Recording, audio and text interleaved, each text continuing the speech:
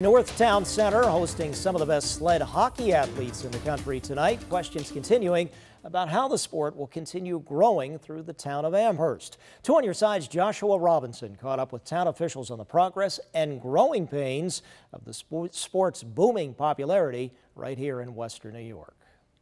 Just 7 years ago, Norm Page says he needed to take every player who came out to tryouts just to fill a 17-player roster.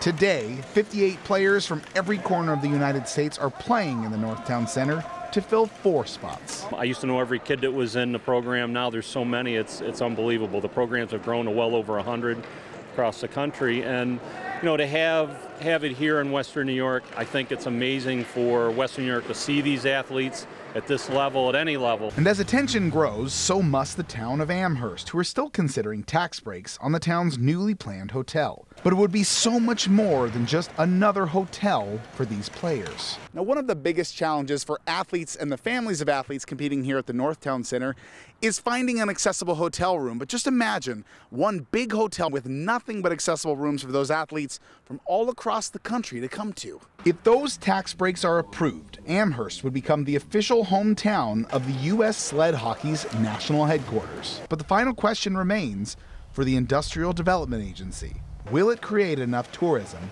to make $1.2 million in tax breaks worthwhile? It's a question town officials are still anxious to see answered. I certainly want US Sled Hockey to come here. The people who run our rec department in the Northtown Center have a commitment to excellence here.